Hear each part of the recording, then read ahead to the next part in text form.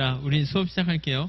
그 챕터 4장에 보시면 ISLM 이렇게 나와 있거든요. 그래서 요거랑 이제 챕터 5장이 사실 거시경제 메인 토픽이다라고 생각하시면 되겠고, 그걸 하기 위해서 우리가 앞에 그 먼 길을 걸어온 거다라고 생각하시면 되겠습니다. 자, 챕터 4장에 ISLM 모형 이렇게 나와 있죠. 그래서 이제 원래 우리의 최종 목적은 어디냐면 총수요 이렇게 나와 있잖아요. 그렇죠? 이 총수요 곡선을 도출하는 거예요. 근데 이 총수요를 이제 크게 두 개로 나타낼 수가 있어요. 하나는 IS, 하나는 LM. 그래서 IS는 이제 곡선이 생산물 시장의 균형을 나타내는 거고요. LM은 화폐 시장의 균형을 나타낸다. 이렇게 정리하시면 되겠습니다. 자, 그래서 우선 IS 곡선 먼저 살짝 보고 LM 곡선 살짝 정리를 해보도록 하겠습니다. 자, 우선 IS 곡선 첫 번째 개념은 우리 아시죠? 생산물 시장의 균형을 나타내는, 근데 Y랑 R 평면에 나타낸 겁니다. 그래서 거기 221페이지에 나와 있죠. 그래서 생산물 시장의 균형을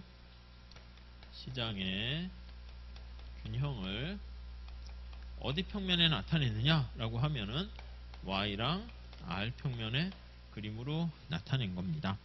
자, 도출. 자, 우선 도출 과정을 스스로 조금 생각을 해 보셔야 됩니다. 그래서 이 식을 하나 잘 써 놓으시면 돼요. CIG 할 때 이자율이 여기 보시면 투자에 영향을 미치는 걸로 보는 거죠. 자, 그래서 만약에 이자율이 떨어지게 되면 투자가 증가한다고요? 투자가 증가하면 국민소득이 이렇게 증가하게 되죠. 그럼 증가하게 되니까 여기 나와 있는 것처럼 이자율이 하락할 때 투자가 증가해서 마이너스 관계다라는 것을 알 수가 있습니다. 그렇죠? 오케이. 그래서 우하향한다는 거죠. 끝. 자, 그래서 이제 IS 곡선을 우하향하게 도출합니다. Y가 있고 R. 이거 제가 기본 강의 때는 좀 말씀드리긴 했는데, 곡선상에서는 생산물 시장의 균형을 달성하고 있는 거잖아요. 균형을 달성하고 있는 건데, 곡선에서 이탈되면 생산물 시장이 불균형이에요. 그러면 불균형이면 초과 공급 아니면 초과 수요인데, 어떻게 암기하고 계세요? 위에 있으면 초과 수요야, 초과 공급이야? 초과 공급. 다 똑같습니다. 화폐 시장도 마찬가지죠. 화폐 시장도 LN 곡선 위에 있으면 초과 공급이고요. BP 곡선 할 때도 위에 있으면 국제 수지가 흑자, 이렇게 보시면 돼요. 자, 그래서 여기 IS 곡선이 있으면 요 위에 있잖아요. 여기요. 여기가 은근히 근데 이게 자주 나와요. 그래서 초과 공급이야. 공급이 수요보다 더 큰 영역을 나타내고요. 그리고 요 밑에는 초과 수요입니다. 그래서 밑에 거의 살짝 그림을 해놨죠. 빨강이가 초과 수요, 이렇게 보시면 되겠습니다. 초과 수요 이렇게요. 네. 오케이, 잘 됐죠. 자, 그 다음에 IS 곡선의 이동 한번 볼게요. 이동. 자, 이동은요, 우선 첫 번째는 여기 이자율과 관련된 게 아닌 게 변하면 다 이동해요. 그렇죠. 그래서 저걸 확장해서 써볼게요. Y는 C, 이자율과 관련 없죠. 투자도 이자율과 관련 없는 독립투자가 변하면 이동합니다. G, X-M, 수출 빼기 수입, 이렇게 있다고 할게요. 자, 그래서요, 소비가 증가하거나 이자율과 관련 없는 투자가 증가하거나 정부 지출이 증가하거나 수출이 증가하거나, 얘는 앞에 마이너스니까 수입은 감소해야죠. 이렇게 되면 머릿속으로 생각해 보세요. 이자율이 고정돼 있어. 이자율이 고정돼 있으니까 여기 이자율이 고정돼 있어요. 점점점 옆에서 보는 거죠. 근데 얘네들이 올라가게 되면 궁극적으로 Y도 올라갑니다. 이자율이 고정된 상태에서 소득이 증가하게 되니까 IS 곡선이 우측 이동하는 거죠. 그래서 우측으로 이동을 한다, 이렇게 보시면 되겠습니다. 우측 이동하는 요인 보시면 되겠고, 주로 이제 우리의 관심사는 여기 정부 지출이 여기 들어가 있죠. 그래서 정부 지출 요거와 관련된 게 재정 정책.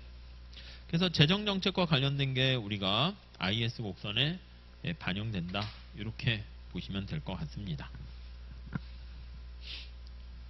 다음에 IS 곡선의 기울기 볼게요. 자, IS 곡선의 기울기는 우선 기본적으로 뭘 생각해야 됩니까? 라고 하면은요, 그 투자의 이자율 탄력성이 얼마나 큰가. 우선 케인즈 학파를 먼저 기준으로 하세요.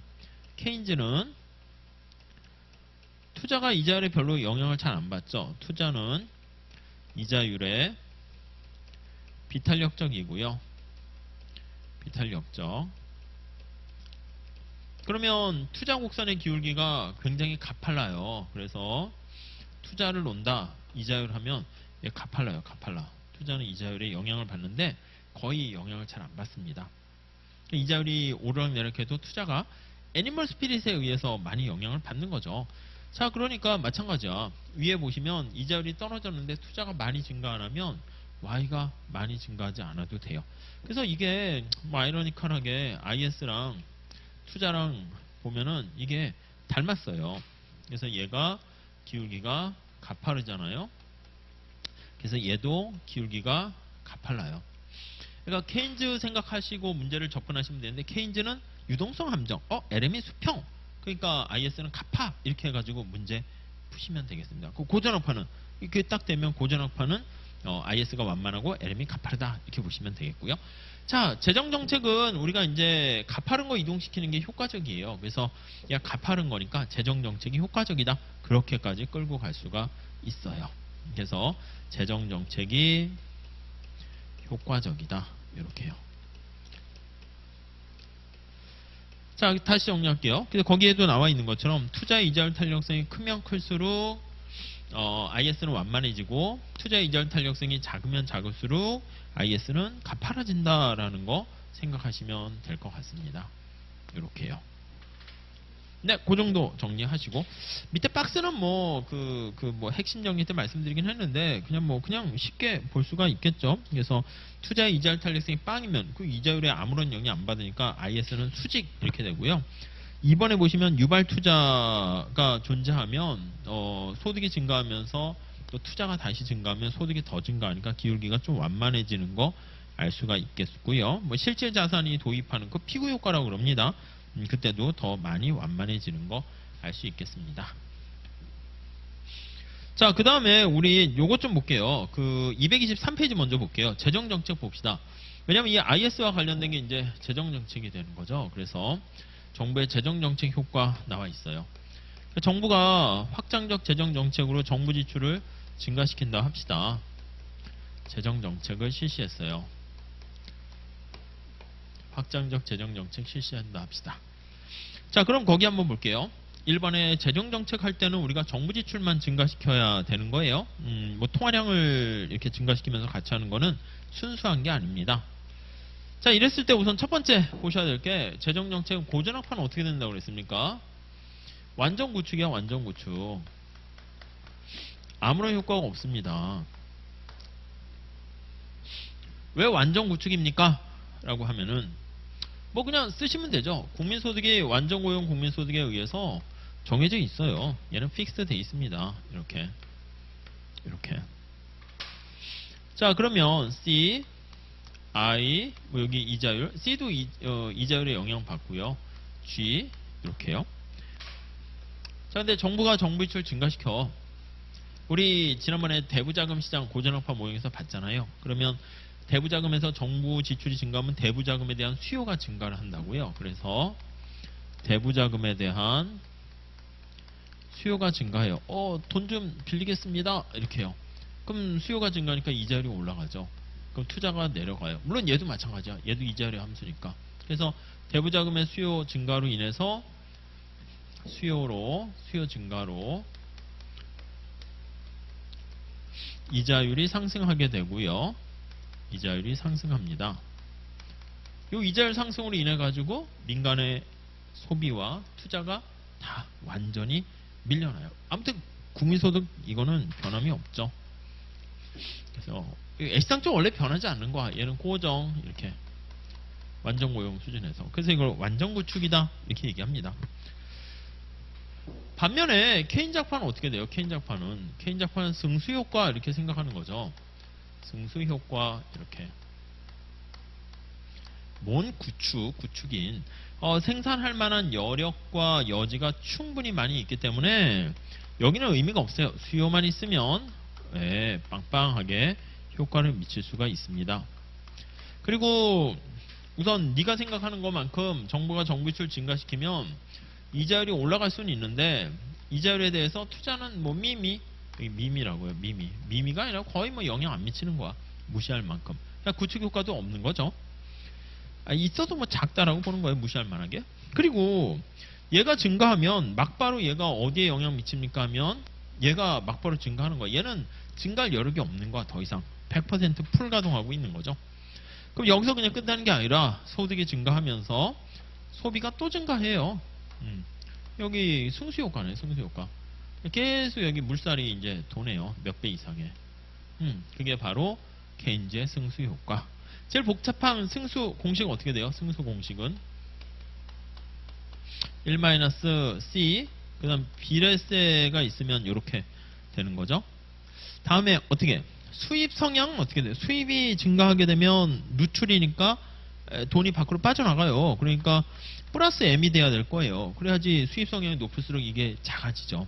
그러니까 이게 부호가 나중에 막 외우면 헷갈려. 잠깐 이 플러스인가 마이너스인가. 근데 약간 이게 이해를 하면서 하면 쓰면서도 헷갈리지 않는다고요. 그 다음 유발 투자 개수 분의 1 이거요. 무슨 소리 몇 배 이상의 효과를 보게 될 거야 이렇게 주장을 하게 되는 것이고 뭐 이렇게 됐죠. 근데 케인즈가 대세였던 거야. 그래서 이제 고전학파가 너무 좀 센 주장을 하게 되고 그래서 좀 깨갱거리고 있다가 여기서 이제 그 고전학파의 뒤를 잇는 애들이 이제 등장합니다. 그래서 여기다가 여기 밑에 쓸게요. 통화주의가 등장하죠. 통화주의. 밀턴 프리드만을 중심으로 한 통화주의는 고전학파, 순수한 고전학파처럼 완전 구축은 너무 센 거야. 이게 좀 너무 극단적이잖아요. 뭐 아니면 토 이렇게 되니까 Y는 오케이 케인즈가 대세니까 받아들일 수밖에 없죠. 오케이 네 말 알겠고 야 근데 단계는 네 말이 뭐 그럴지 모르겠지만 이자율이 상승하면서 시간이 지나면 장기는 좀 탄력성도 커지고 뭐 투자가 또 이자율에 영향을 미치지 않겠냐. 내가 만약에 기업가들 보니까 뭐 그냥 이자율 올라가도 지금 해야 할 때다 그럼 때를 놓치면 기회는 없어. 그러니까 지금 막 할 수 있겠지만 장기면 지금 해도 되고 나중에 할 수 있는데 좀 더 좋을 때 하지 않겠냐. 그러면 이자율이 올라가면 좋은 상황 아니니까 투자가 줄어들고 예, 구축효과죠. 구축효과. 크라우딩 아웃 이펙트가 발생하고 그럼 민간의 요 국민소득은 조금 이렇게 증가한다. 이렇게요. 이게 이제 통화주의가 주장하는 거죠.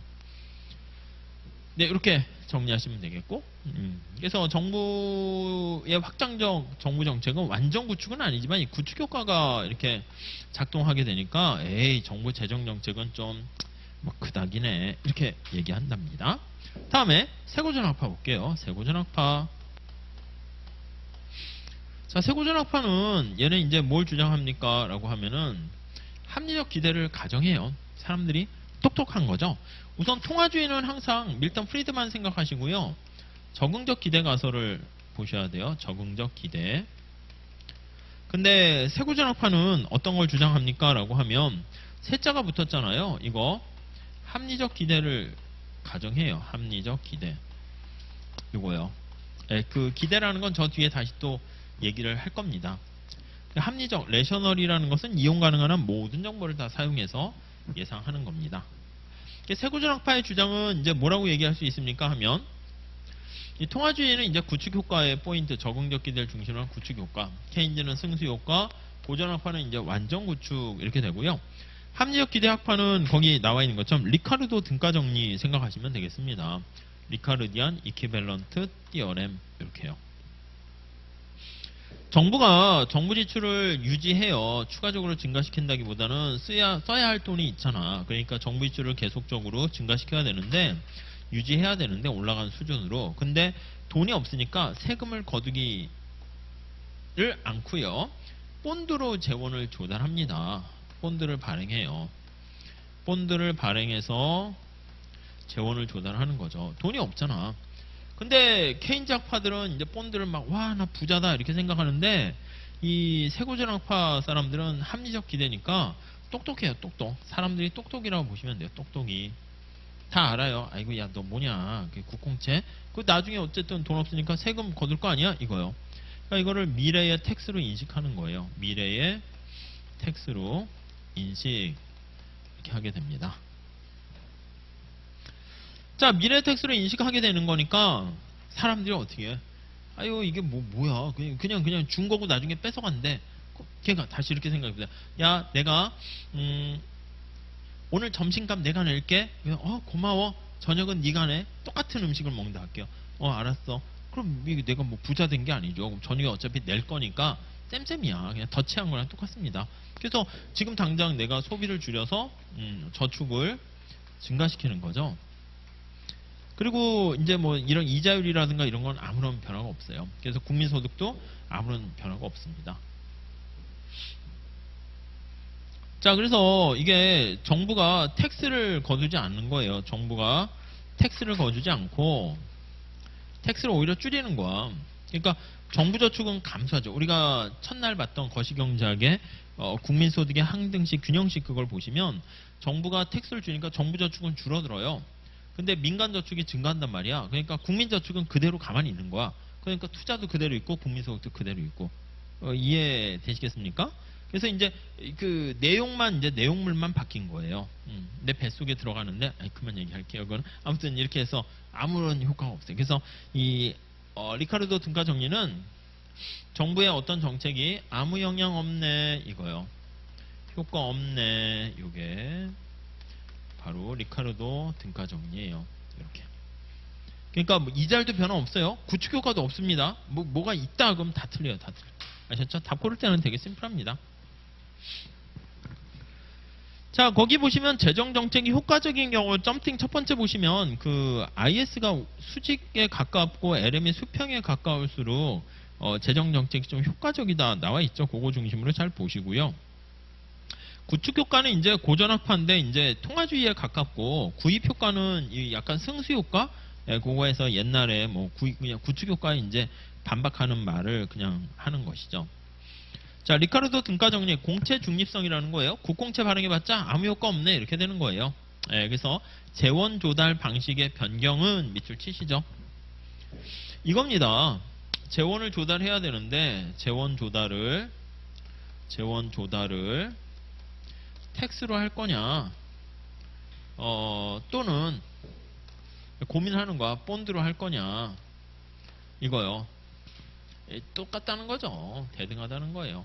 그래서 이게 두 개의 효과는 대등하다 이렇게 보시면 될 것 같습니다. 네, 그렇게 정리하시죠.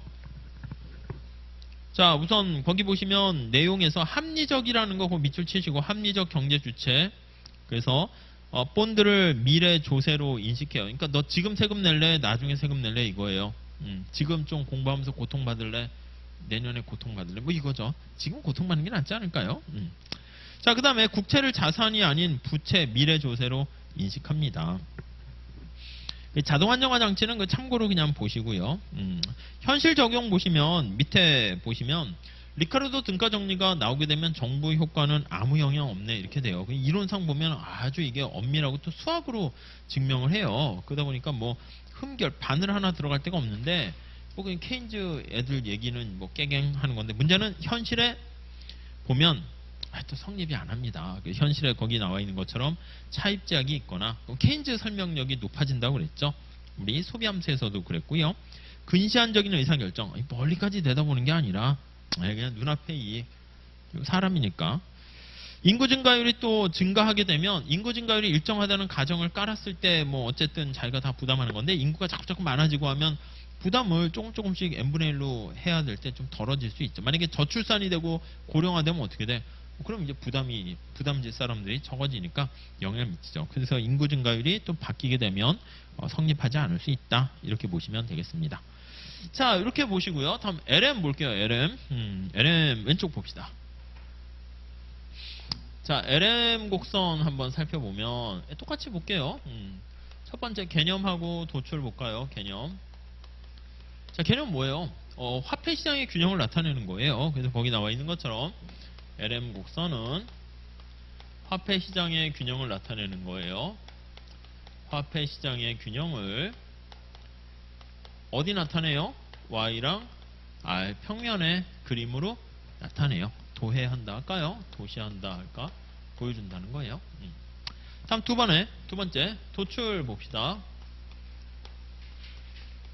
자, 도출은요, 화폐 공급과 화폐 수요가 같아질 때 찾는 거죠. 근데 화폐 공급은 외생적으로 좀 주어져 있습니다. 그리고 화폐 수요 보면 거래적 동기 화폐 수요가 있고요. 더하기 투기적 동기 화폐 수요가 있습니다. 이렇게. 오케이. 이렇게 돼 있죠. 그러니까 얘가 어떻게 돼? 얘가 이제 고정되어 있는 거야. 얘가 고정 이렇게 되어 있고요. 그렇죠? 자, 우리 여기 어디 평면에 나타내냐면 여기에 평면에 나타내죠. Y랑 R 평면에 나타냅니다. LN 곡선이 이렇게 우상향하는 형태로 되어 있습니다. 됐죠?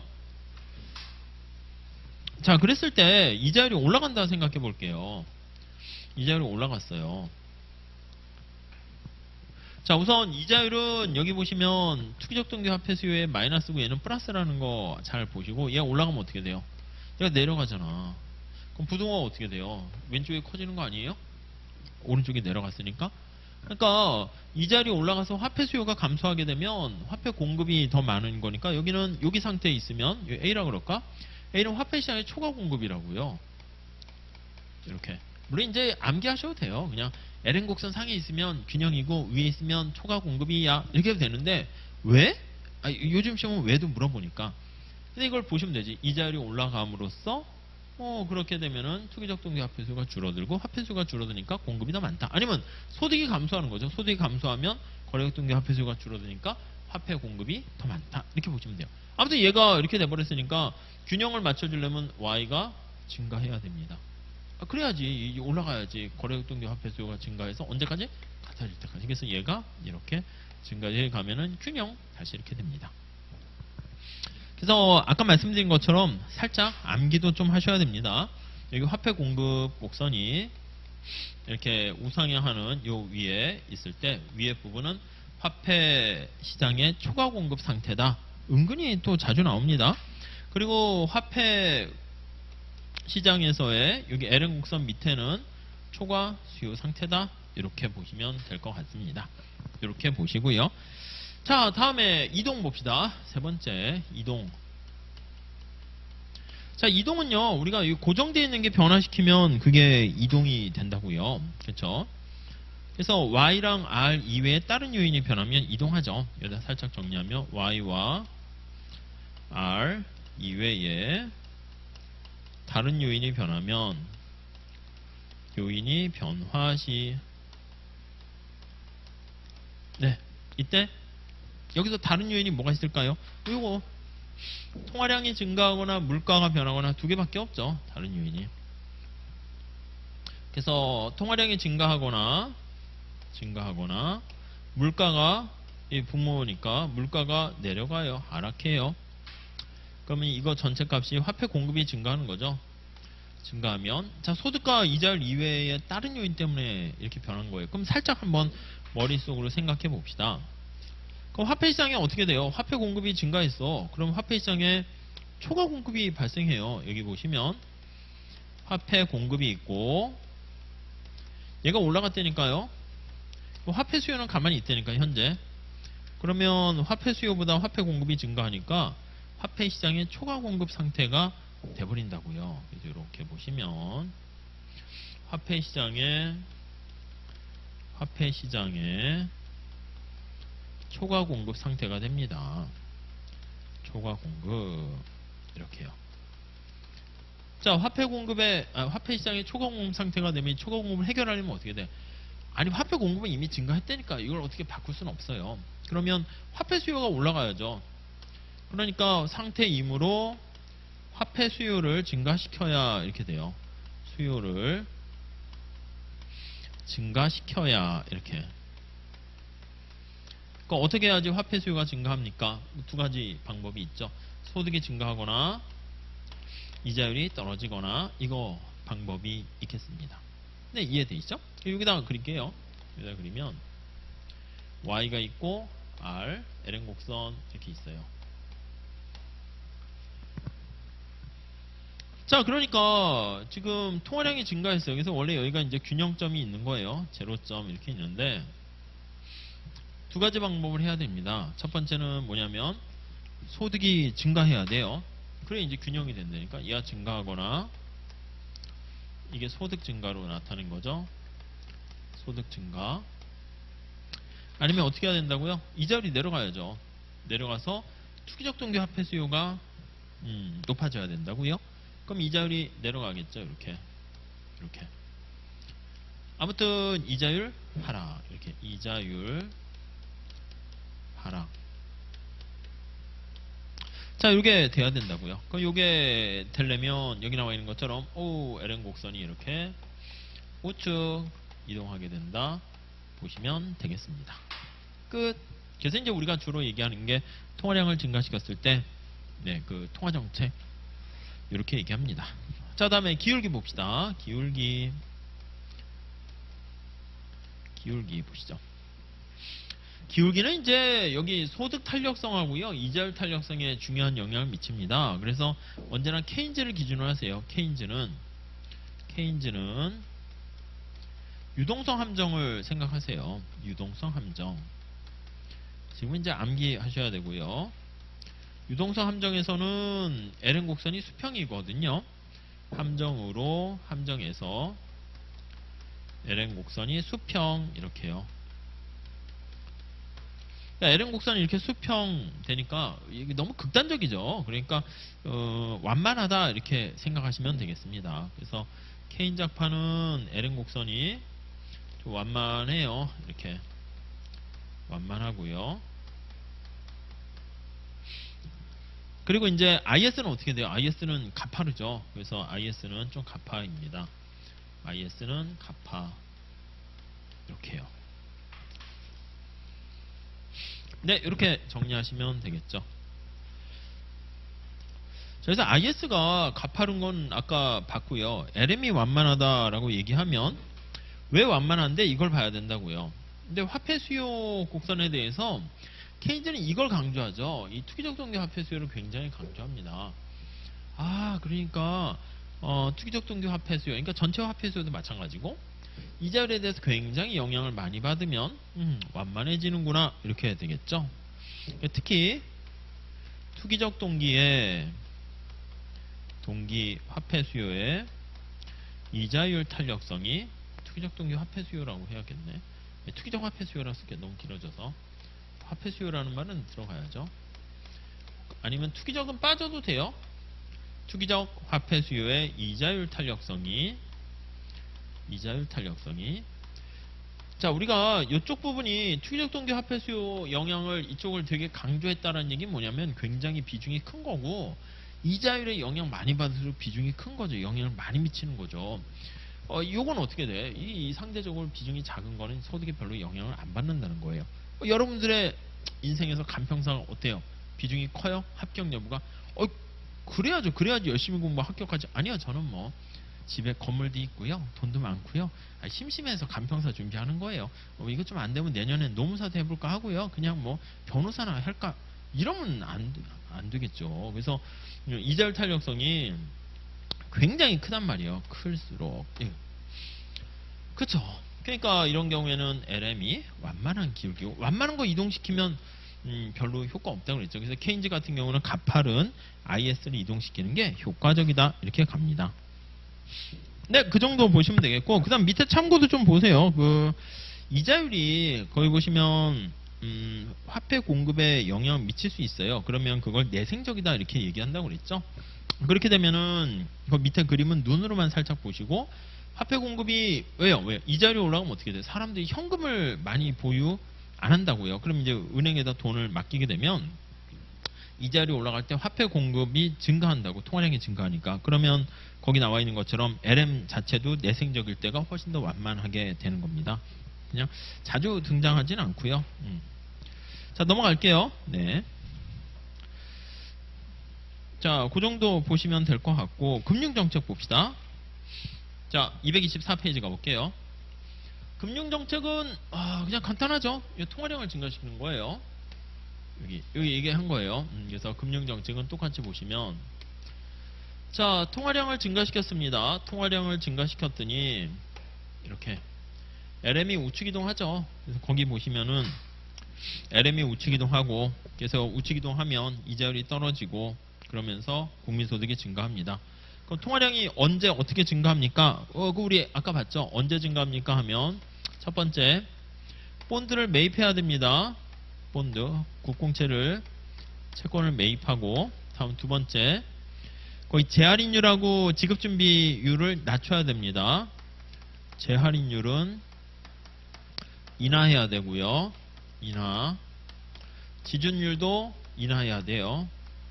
지준율도 인하해야 됩니다. 네, 이렇게 보시면 될 것 같습니다.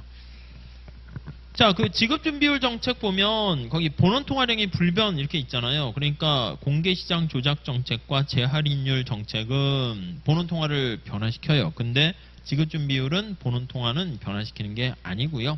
새로운 돈을 창조해가지고 영향을 미치게 되는 거죠. 자, 금융정책은 언제 효과적입니까 하면 이게 가파를 때 효과적이에요. 그래서 LM이 완만한 거기 나와 있는 것처럼 유동성 함정일 때는 효과가 없어요. 근데 유동성 함정일 때도 거기 밑줄 치세요. 2번에 피구 효과 그거 같이 연결하세요. 거기 나와 있는 것처럼 물가가 떨어졌어. 예를 들면 아니면 통화량을 증가시켰어. 그러면 LM이 우측 이동하게 되는데 그럼 유동성 함정에서 아무 효과 없잖아요. 그런데 우리가 어떻게 돼요? 주머니에 돈을 화폐를 많이 갖고 있으면 이 케인즈는 기본적으로 이제 착하게 빠진다는 것도 깔려 있어요. 그래서 물가가 하락하게 되면 거기 나와 있는 실질 부가 증가해요. 그러니까 나 부자 됐다 해가지고 소비를 증가시키는 거야. 그렇게 되면 IS가 이동하면서 효과가 있겠죠. 자, 다시요.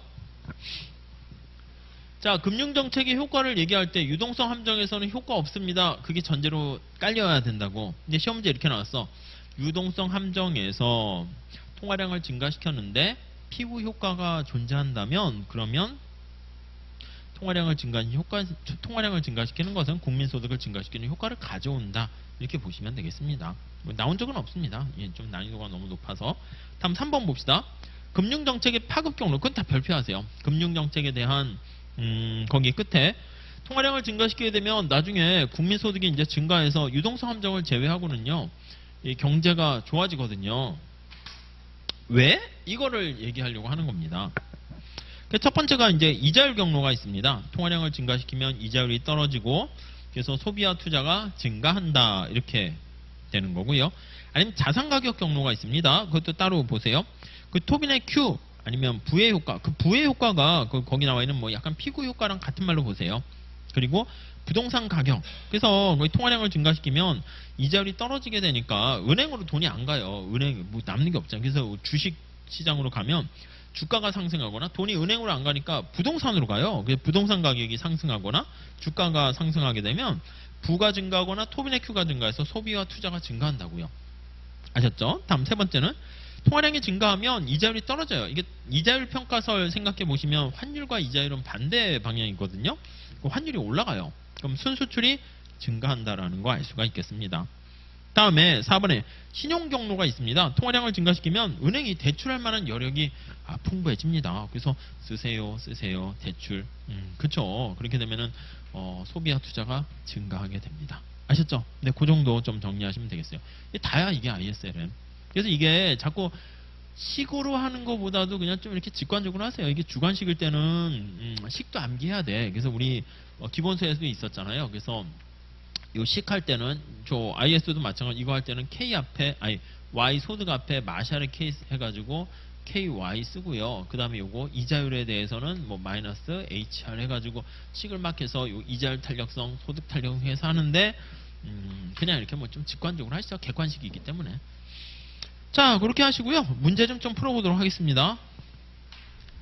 자, 그래서 자, 뭐 간단하게 보시죠.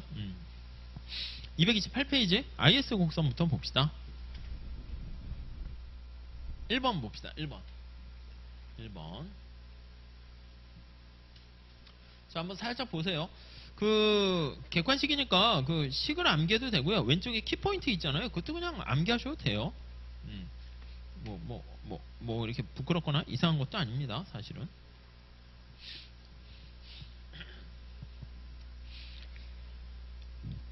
자, 문제는 IS 곡선이 언제 가파릅니까? 이렇게 나와 있는데 살짝 식을 좀 써놓으시죠. Y는 C 이렇게 있고 이 Y의 영향 받죠. I 이자율 G 이렇게 있어요. 자, 우리 완만한 걸로 생각해 봅시다. 자, 여기 한번 보세요. 이자율이 떨어졌어요. 이자율이 떨어졌어요. 이자율 떨어지면 투자가 증가하죠. 근데 언제 Y가 많이 증가합니까? 하면 이자율이 떨어졌는데 첫 번째 투자가 왕창 이렇게 증가해요. 그럼 얘도 왕창 이렇게 증가하겠죠. 그럼 이자율이 떨어졌는데 투자가 많이 변해가지고요. 소득이 많이 증가하면 그 IS는 기울기가 완만해질 거예요. 여기 하나의 점을 찾으시고 이자율 떨어졌는데 투자가 왕창 이렇게 증가해. 왕창 이렇게.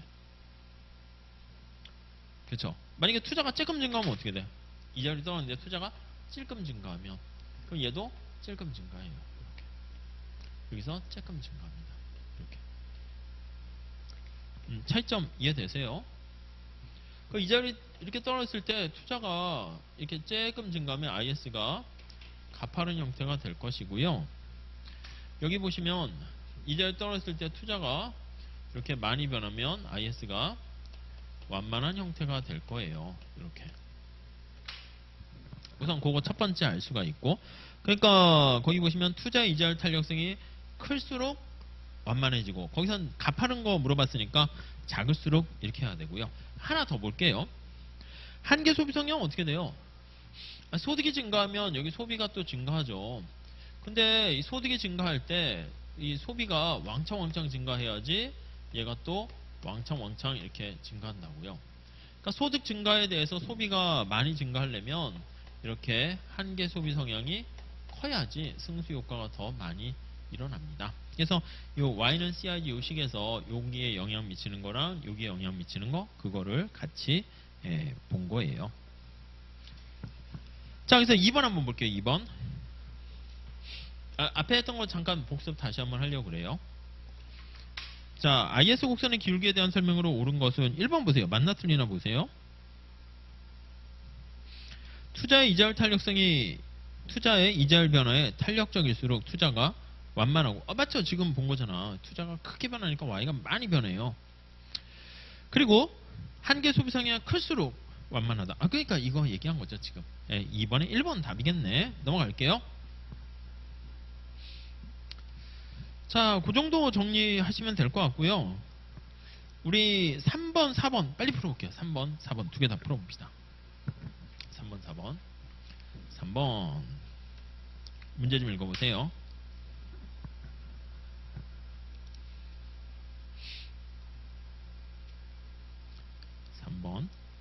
금융위기로 주택가격이 하락해서 아무튼 그 필요 없고 뭐 어쨌다고 소비가 감소 C가 감소한 거 딴 요인 때문에 변한 거죠. 이자율 이외에 다른 요인. 그러면 어떻게 돼요? IS 좌측. 그리고 한계 소비 성향이 감소했다.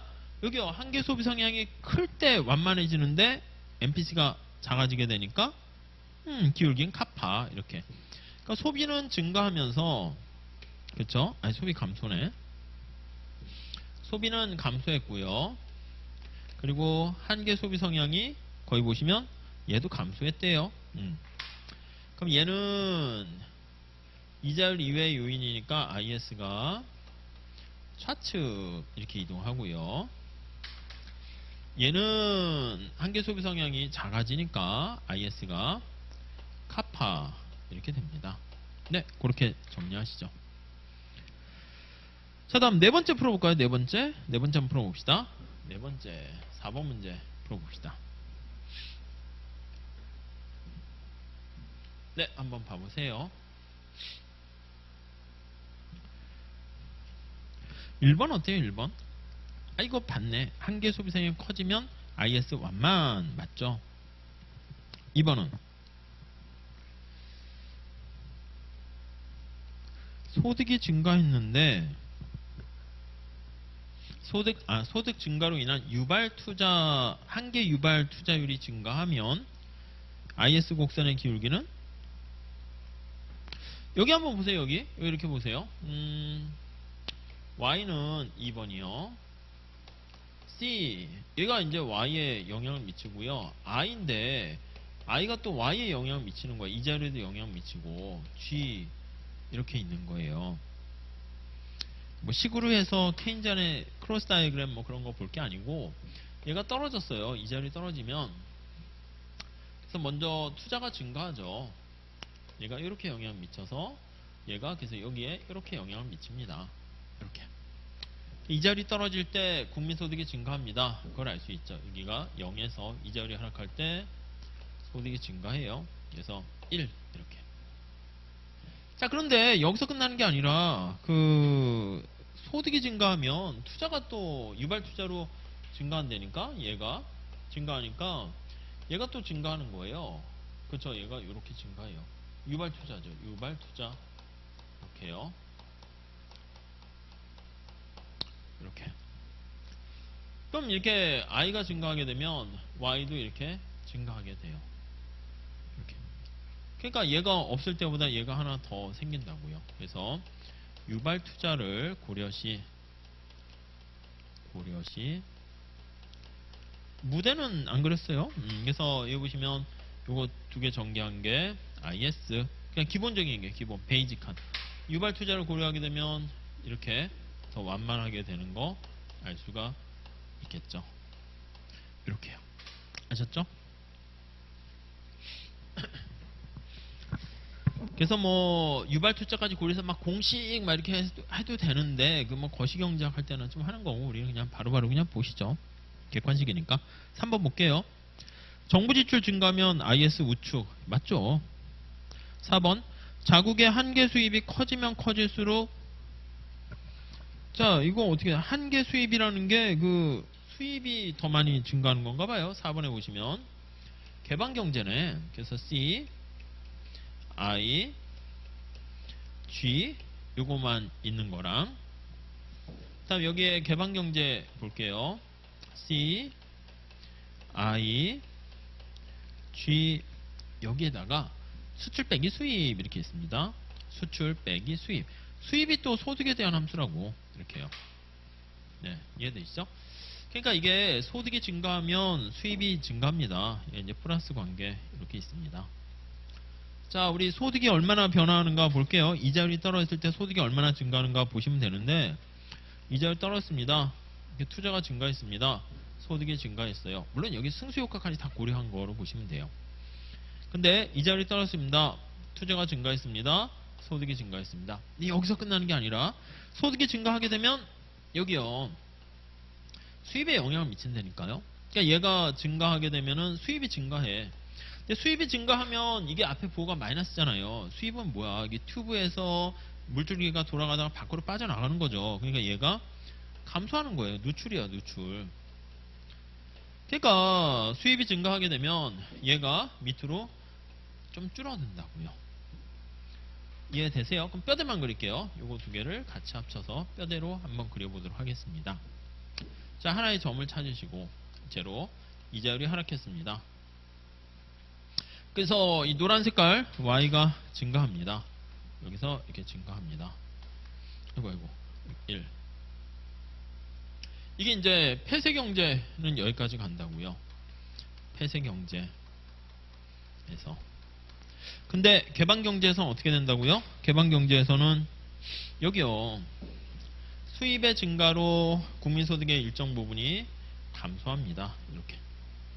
얘는 수입의 증가로 일정 부분 누출이 발생해서 누출로 소득 감소 이렇게 생기게 돼요. 그러니까 이게 이제 없었을 때는 IS가 좀 이렇게까지 될 텐데 IS 곡선이고요. 폐쇄경제 이렇게 돼 있고 개방경제에서는 여기서부터 이렇게 감소하게 되네요. 개방경제. 그러니까 이제 이 개방경제 때 그래서 IS가 조금 더 가파른 거 알 수가 있겠습니다.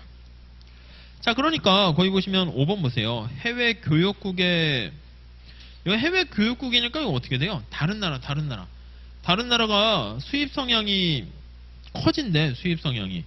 그럼 이거는 그 다른 거기는 하잖아요. 그 수입 성향이 커지게 되면 다른 나라가 수입이 증가해요. 그러니까 우리나라 수출이 증가하게 되는 거죠.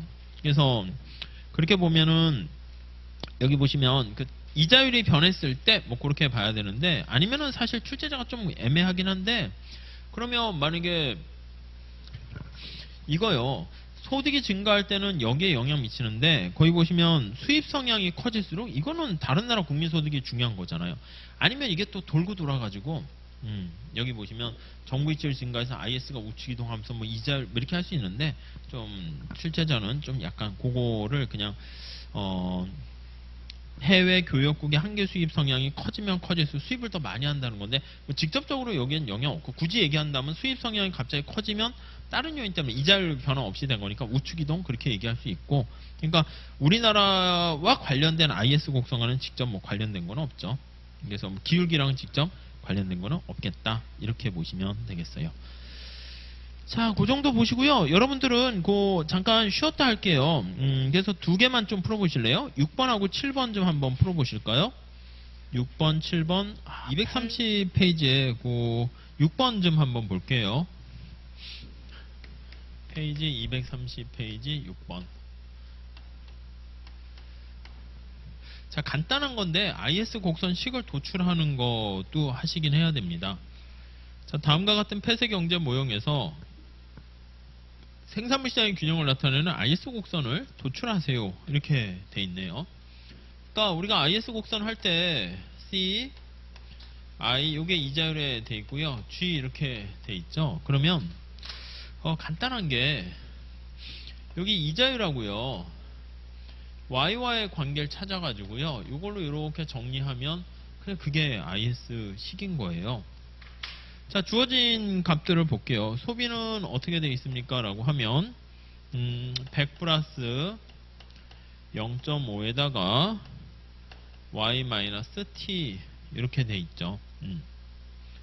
자, 그리고요, 투자는 100 마이너스 25r 이렇게 있습니다. 얘는 100 마이너스 25r 이렇게 되어 있고요. 정부 지출은 100 이렇게 있네요. 얘는 100 이렇게 있죠. 그리고 또 거기 보니까 조세가 또 얼마인가 봤더니 이게 100 이렇게 있네요. 이거 그냥 정리하시면 되죠. 아셨죠? 취지만 보시면 될 것 같고요. 자, 다음에 우리 7번도 한번 살짝 볼게요. 7번. IS 곡선식을 이렇게 한 줄로 이렇게 그냥 도출할 수 있습니다.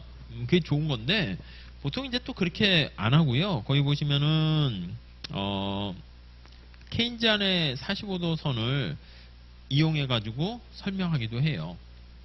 자, 그래서 거기 한번 볼게요. 여기가 Y고요. 원래 이제 IS 곡선 도출하는 거 볼게요. 이게 45도 선이에요. 45도 선. 그리고 여기 보시면 Y가 있고요.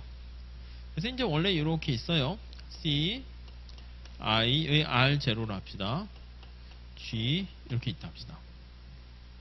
찾으셨습니까? 여기가 이제 제로로 할게요. 균형미소득 점점점점점점 이렇게 Y0예요. 얘가 Y0예요. 그러니까 R0랑 Y0에 이렇게 관련된 거를 이렇게 연결한 거죠.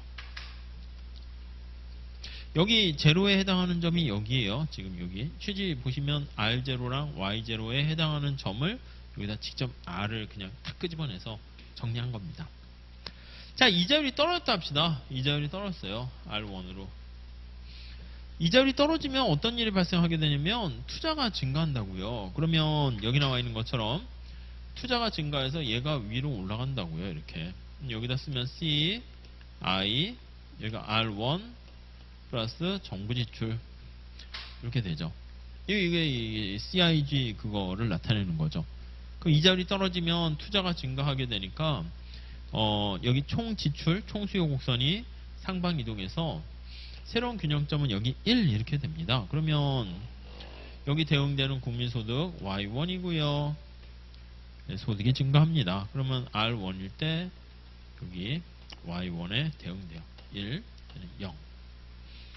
자, 그래서 이거 두 개를 쭉 연결한 거, 이게 이제 IS 곡선 이렇게 된 거라고요. 그러니까 도출을 뭐 이렇게도 이제 도출하고 뭐 그럴 수 있어요. 아니면 이게 이제 우리 기본서에도 보면 저축과 투자로도 도출하고요. 여기서 C를 다 빼버린 거야. C를 빼버리면 I가 되죠. 그리고 여기 저축 곡선 남으니까 그렇게도 할 수 있습니다. 자, 우선 7번. 이거 뭐 간단한 문제긴 한데 옳은 것을 모두 고르면 이렇게 나와 있습니다. 자, 거기는요. 이자율 이외에 다른 요인이 변한 거야. 그래서 이자율 이외에 거기 한번 가만히 보면 이자율이 없어요. 이자율이 그대로 제로로 할게요. 제로. 이자율이 제로야. 제로. 이거 보이세요?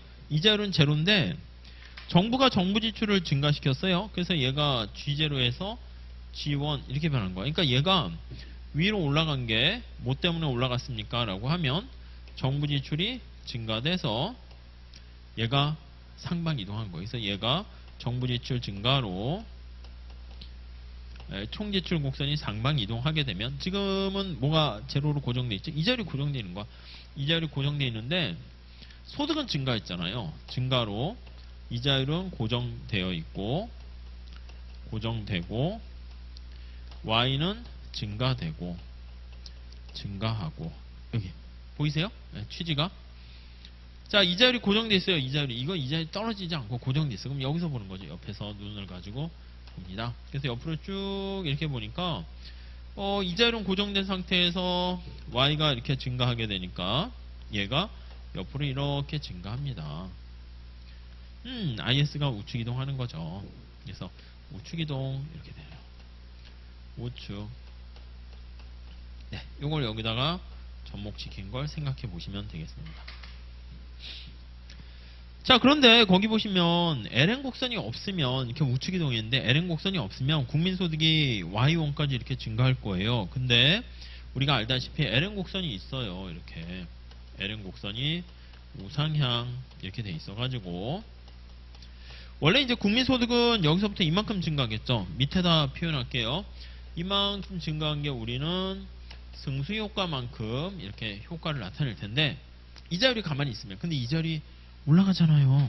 이 그래프로 사실 할 건 아닌데 그러면 여기 이자율이 올라가면서 국민소득의 일정 부분 감소한다고요. 그래서 여기서부터 이렇게 국민소득이 이렇게 줄어들어요. 다시 얘가 줄어들어요. 이게 바로 구축 효과다. 이렇게 보시면 되겠죠.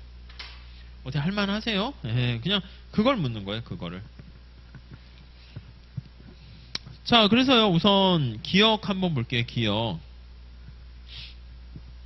자, 우선 문제는 뭐냐면 거기 보니까 정부 지출 증가했을 때 하는데 기억을 한번 보시면 정부 지출 증가면 얘가 상방 이동하는 거잖아요. 근데 기억 한번 볼게요. 기억. 그 한계 소비 성향 크기 거의 밑줄 치세요. 여러분 이게 보시면 C, I, G 이렇게 하는 건데 이 기울기에 뭐가 반영되어 있습니까 하면은 한계 소비 성향이 기울기라고요. 그래서 얘가 이렇게 돼 있으면 C, I, G 이렇게 나와 있는데 이걸 정리하면 C에 해당하는 게 뭐예요? 알파 플러스 베타라고 C0 플러스 알파라고 할까요? 예, 그렇게 Y 이렇게 있고 I는 고정돼 있고 G도 고정돼 있어요. 그래서 다시 정리하면 알파 Y 그 다음에 C0 I0 G0 이렇게 있는 거예요. 다 더한 거죠. CIG를 다 더했어요. 그러니까 만약에 국민소득이 이렇게 있어 Y0로 얼마 이렇게 있다라고 하면 여기다 보조선을 점점점 그려볼게요. 이렇게 그리면 요 높이가 바로 이거예요. 절편이잖아요. 절편. 그쵸? 절편이에요. 그러니까 절편에 해당하는 게 이거죠. 이거 절편. C0, I0, G0란 말이야.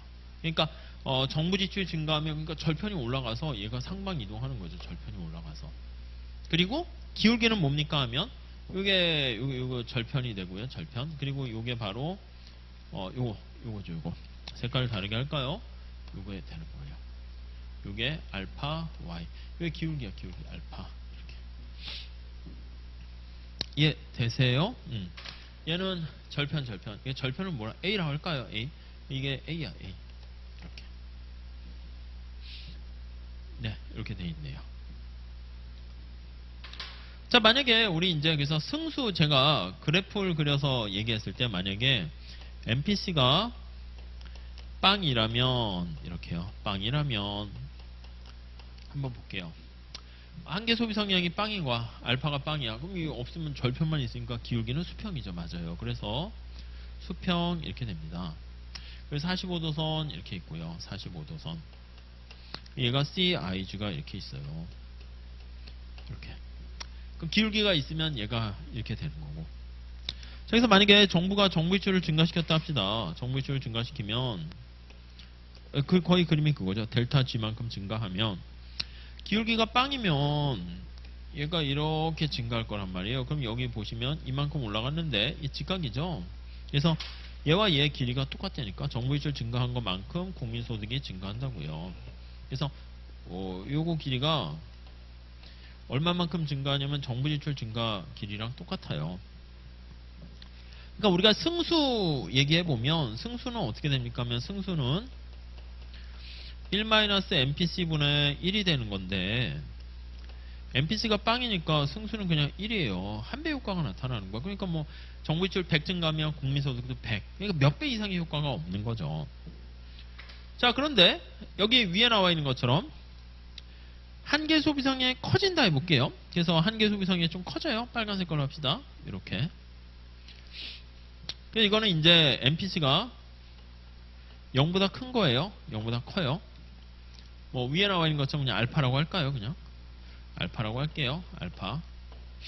그럼 정부가 정부이출을 증가시켜. 그럼 얘는 똑같이 이동해야지. 이 크기만큼 올라가야죠. 이 크기만큼 상방으로. 그러니까 여기까지 이동해야죠. 그래서 이렇게 증가하게 되면 새로운 국민소득은 여기까지 증가한다고요. 여기까지. 이렇게요.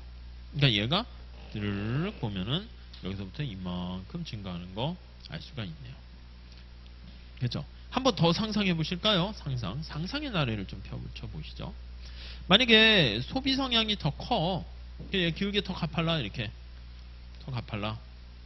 그럼 얘도 이렇게 똑같이 가야죠. 더 가파른 게 이렇게 가요. 그럼 국민소득이 여기까지 증가하는 거죠. 그러니까 우리가 아까 얘기한 것처럼 기울기가 한계 소비 성향이 크면 클수록 그러니까 이자율이 떨어질 때 똑같아요. 이자율이 떨어질 때 여기 아까 도출할 때겠죠. 이자율이 떨어질 때 기울기 가파른 투자가 많이 증가하게 되는 거니까 똑같이 증가하지만 그거에 대해서 기울기가 한계 소비 성향이 크면 클수록 국민소득이 많이 증가해서 기울기가 완만해진다. 그거를 끄집어낼 수 있다고요. 그렇게 돌아 하는 것보다 그냥 바로바로 보시는 게 좀 편하긴 하죠. 그래서 기억만 살짝 좀 체크해서 한번 보시면 될 것 같고요. 네. 자, 다음에 니은 한번 볼게요. A의 Y0에서 Y1까지 간 것은 그게 이제 어떻게 돼요? 여기서는 이자율이 그대로 가만히 있는 상태잖아. 그래서 0에서 1까지 이렇게 간 거는 요거 이만큼 간 거죠. 그러니까 이게 승수효과 된 거죠. 그래서 B에서 Y0에서 Y 거기 뭐라고 됐어요? 너무 작네. B까지의 크기와 같다. 아니요. Y2 거기 해야지. 이자율이 올라간 게 아닙니다. 자, 그럼 어떻게 돼요? 여기는 어떻게, 이건 어떻게 표현할까요? 국민소득이 여기 보시면 지저분해졌는데, 여기가 구축효과잖아요. 구축효과. 살짝 보세요. 이자율 상승으로 인한, 이자율의 추가 상승으로 인한 구축효과잖아요. 이게 구축효과. 국민소득이 떨어진다고요.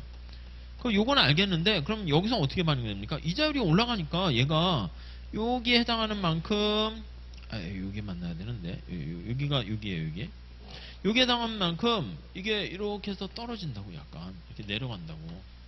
여긴 표현이 안 돼 있죠. 이게 구축효과죠. 그러니까 이자율이 떨어져서 이만큼 올라가는데 이자율이 올라가면서 얘가 또 약간 내려가요. 그러니까 정부 지출이 증가해서 이만큼 올라가는데 이렇게 구축효과가 되면 요게 구축효과죠. 이렇게 보시면 되겠습니다. 좀 지저분해졌는데 그냥 한번 그래프 생각하면서 상상력을 좀 발휘했으면 해서 말씀을 드렸습니다.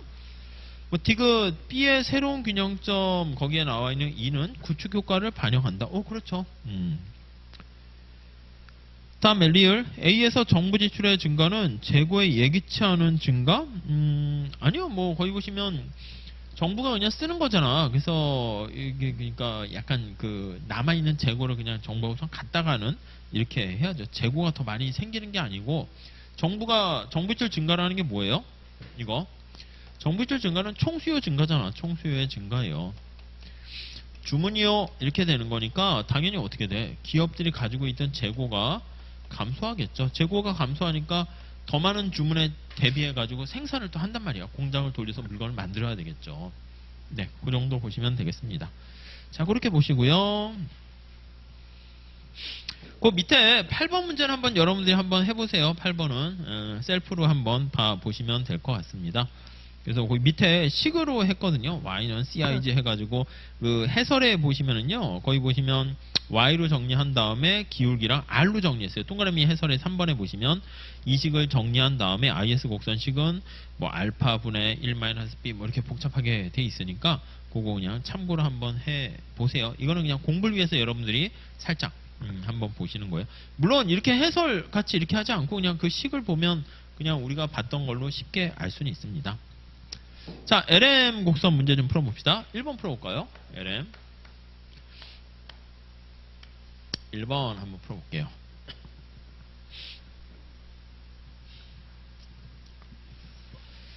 화폐 수요, 화폐 공급 이렇게 있군요.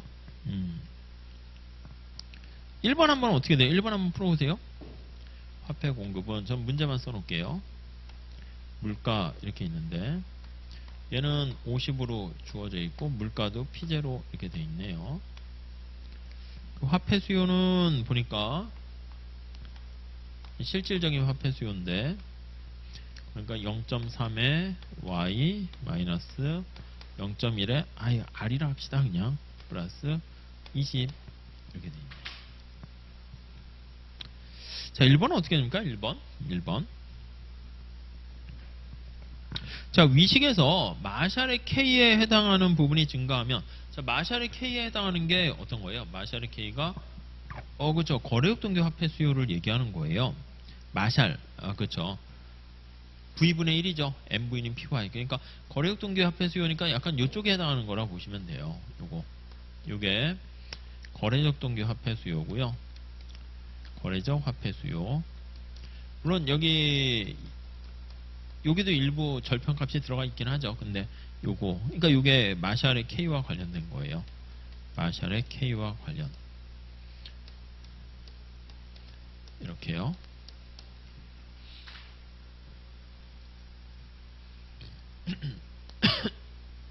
자, 그러면 LN 곡선의 기울기를 보는 건데요. 그 LN 곡선이 케인즈는 어떻게 돼요? 케인즈는 기울기가 완만해요. 우선 케인즈는 유동성 함정을 떠올리시고요. 유동성 함정 이거 떠올리시면 LM은 거의 완만 수평에 가까운 걸로 보시면 되겠어요. 이게 이제 항상 머릿속에 출발 자체예요. 자, 그러니까 케인즈는 또 뭐가 왜 영향을 미쳐서 완만한 이유는 투기적 화폐 수요가 영향이 크다 이렇게 보는 거죠. 화폐 수요의 영향이 비중이 크다 이렇게 생각하시면 되겠습니다. 자, 그런데 여기 나와 있는 것처럼 거래역 등기 화폐 수요 그거에 관련된 비중이 증가하게 되면 이거 어떻게 돼요? 마샬의 K와 관련된 거니까 얘가 비중이 커지면 이게 커지면 어떻게 돼 있어? 케인즈 반대로 가는 거잖아. 그러니까 케인즈는 기울기가 완만한데 그러면 얘는 고전화폐와 관련된 거고요. 그리고 얘는 LM의 기울기가 가파 이런 쪽으로 가야 되겠죠. 이해되세요? 그러니까 천천히 생각하시고요. 그 다음에 요거 이렇게 좀 그냥 바라보면 그냥 쉽게 골라낼 수가 있어요. 자, 다음 2번 볼게요. 2번. 물가가 하락하는 경우, 자, 물가 하락하게 되면 통화량이 증가하는 건 똑같죠. 이 고정된 물가인데 물가가 하락하게 되면 실질 화폐 공급이 증가하는 거예요. 그래서 2번은 P가 하락 시 통화량이 공급하는 거니까 LM이 우측이동이에요. 근데 우측이동을 가만히 보면 우상향하는 LM이 우측이동하면 LM이 하방 이동하는 거죠. 하방으로 이동하는 겁니다. 되셨죠? 그러니까 위로 띵 틀렸어요. 답이네. 다음 3번. 주어진 P0 물가 수준에서 화폐 시장은 균형이다. 뭐 맞는 얘기죠. 뭐 P0가 주어져 있을 때 화폐 시장은 균형이다. 4번. 위의 화폐 수요는 명목 이자율에 반비례하는 함수로서 그렇죠. 여기 보시면 요 명목이자율이라고 그랬죠. 이게 이제 마이너스 부분이 있고, 이게 이제 케인즈가 얘기하는 거예요. 그래서 4번인가요? 이게 투기적 화폐 수요예요. 투기적 화폐 수요는 요 이제 이자율에 반비례하는 거죠. 요 케인즈와 관련된 거예요. 케인즈와 관련된 거. 이게 크면 클수록 LM은 완만해지는 거죠. 이게 항상 요거를 먼저 생각해 두세요. 이거 유동성 선호 얘기하는 거죠. 네, 맞습니다. 자, 5번. 위 함수에서 소득과 이자율은 비례관계다. 그게 LN 곡선이지. 이 균형식을 유지한다는 전제 하에서 소득과 이자율은 이자율로 정리하면 Y는 우상향 하는 거니까 두 개는 플러스 관계다. 예, 그렇게 보시면 되겠습니다. 예, 그냥 뭐 기본적인 거라서 잘 한번 보시죠. 자, 다음에 2번 볼까요? 2번. 자, 2번 좀 풀어볼게요. 2번.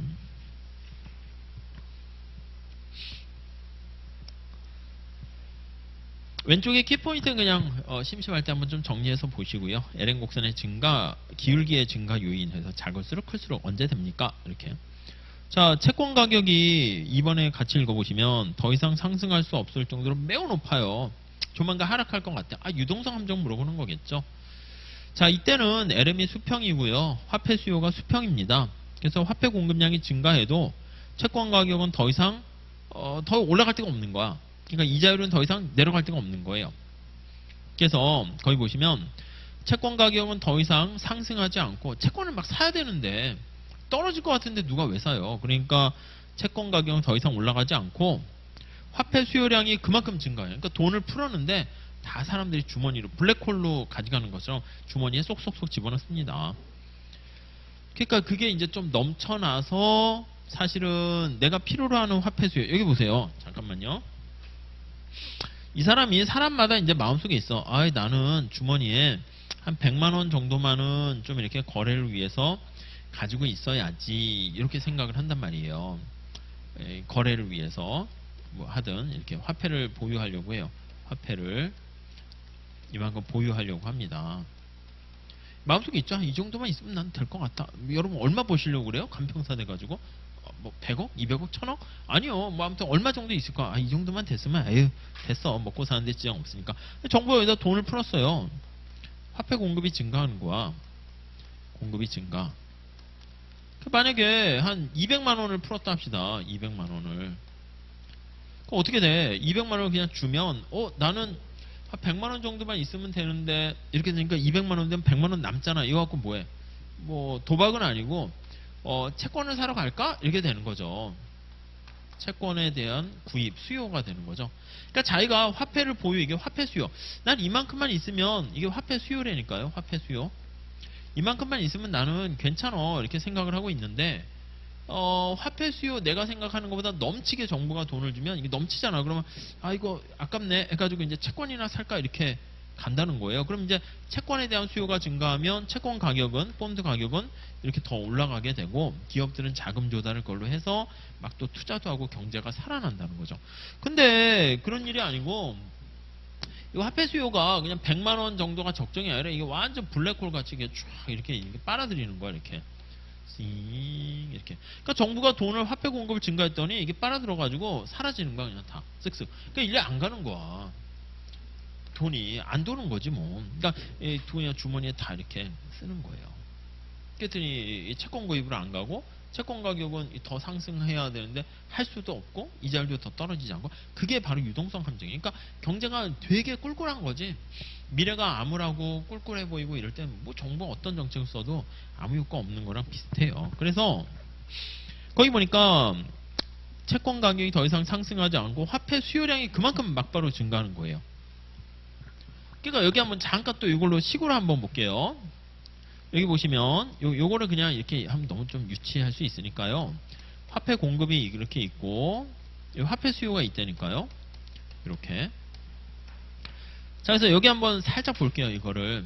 화폐 공급이 증가했어요. 그럼 여러분 어떻게 돼요? 이렇게 화폐 공급이 증가하면 초과 공급 상태 아닙니까? 그 이자율이 어떻게 해야 돼요? 이자율이. 이쪽에 올라가야 되잖아요. 이자율이 떨어진다니까, 이자율이. 이걸 노리는 거지. 그럼 이제 이자율이 떨어진 거 보고 이게 이제 실물 시장에 영향을 미쳐서 투자가 증가하고 뭐 막 이렇게 될 거로 보는 거예요. 이게 이제 정부가 기대한 바가 이거예요. 정부의 기대는 화폐 공급이 증가 시 균형이 초과 공급 상태가 되니까 화폐 시장의 초과 공급이에요. 공급이 돼요. 이자율이 하락할 걸로 예상하는 거예요. 예상. 근데 유동성 함정에서는 어떤 일이 발생하냐면 여기요. 화폐 공급이 화폐 수요랑 같이 이렇게 있는데 이유는 모르겠고요. 얘가 증가했어. 근데 얘도 같이 그냥 증가한 거야. 그 이자율이 변함없는 거야. 그냥 안 떨어지는 거야. 아니면 떨어질 데가 없는 거죠. 그냥 다 사람들이 그냥 화폐를 그냥 보유하고 이렇게 껴안고 있는 거야. 그래서 이게 하락하지 않아요. 유동성 함정에서 이자율이 하락하지가 않아요. 사실은 하락할 때가 없는 거죠, 뭐. 이렇게 되는 상태입니다. 그거 내용 좀 잘 한번 보세요. 그래서 화폐 수요 이자율 탄력도가 무한대가 되는 상황입니다. 그래서 이런 상태가 유동성 함정이고요. 이런 상태는 화폐 수요가 수평이 되는 거고요. 이자율이 조금이라도 변하면 확 변하는 건데 아무튼 그게 안 되는 거예요. 그리고 LN 곡선도 수평 이렇게 보시면 되겠습니다. 자, 그 정도 좀 보시고요. 3번은 나중에 한번 좀 풀어보세요. 나중에 한번 지금은 말고. 자, 우리 4번도 있는데 우리 저 5번으로 한번 풀어봅시다. 5번으로 한번 볼까요? 5번 괜찮아요. 이거는 지금 수식으로 나타낸 것이고요. 5번은 이거를 식으로 좀 표현한 건데 괜찮습니다. 한번 봐봅시다. 자, 화폐 수요와 화폐 공급이 다음과 같이 주어져 있을 때 옳은 것은 화폐 공급이 어떻게 돼 있어요? 화폐 공급 이거 식으로 돼 있는 건데 화폐 공급이 보니까 이렇게 있네. 이게 다 쓸까요? 그냥 화폐 공급 이렇게 있는데 P분의 화폐 공급인데 화폐 공급이 거기 보니까 어떻게 돼 있어요? M0 DR 이렇게 있습니다. 그래서 이 실질적인 화폐 공급인데 M0 DR 이렇게 R이 이자율이야. 어떻게 D가 플러스일까요? 마이너스일까요? D가 이렇게 빵이 되면 이자율에 영향을 안 받는 거죠. 그래서 D가 빵이면 그럼 이제 이자율에 화폐 공급이 영향을 안 받는 거예요. 화폐 공급은 이자율에 영향을 안 받아요. 이자율에 영향이 없어요. 영향이 없는 외생적이다 이렇게 표현하죠. 이걸 외생적이다 이렇게요. 이해돼 있죠? 자, 그런데 만약에 이게 D가 0보다 크다라고 할게요. 그럼 이자율이 증가할 때 화폐 공급이 증가한다는 거예요. 왜요? 그렇죠. 이자율이 증가하면 사람들이 은행에 예금을 하면요, 신용 통화가 증가한단 말이야. 새로운 돈이. 그래서 0보다 크게 되면 화폐 공급은 이자율에 영향을 받아요. 그래서 우리가 이걸 내생적이다 이렇게 얘기합니다. 이해되시죠? 그래서 내생적이면 화폐 공급이 우상향하게 되는 거 알 수가 있고 LM이 좀 더 이렇게 완만해지겠네요. 자, 다음에 화폐 수요 봅시다. 화폐 수요. 화폐 공급이고요. 화폐 수요는 거기 보니까 그냥 이렇게 화폐 수요라고 이렇게 썼어요. 근데 이걸 이제 쪼개서 표현을 해볼게요. 거기 보니까 A네 A. A의 Y 더하기 B의 R 플러스 C 이렇게 있어요. 자, 이렇게 보시면 거래적 동기 화폐 수요는 어떤 겁니까? Y에 영향을 미치는 게 거래적 동기 화폐 수요죠. 이건 이제 식으로 표현한 게 이쪽이에요. 이쪽에 보시면 이거 거래적 동기 화폐 수요 Y 앞에 붙어 있는 거니까 탄력성이야. 탄력성. 자, 그래가지고요. 여기 보시면 A는 어떻게 됩니까? 라고 하면 0보다 커야겠죠. 왜요? 소득에 비례해야 되니까. 그래서 여기는 거래적인 화폐 수요 이렇게 보시면 되겠고요.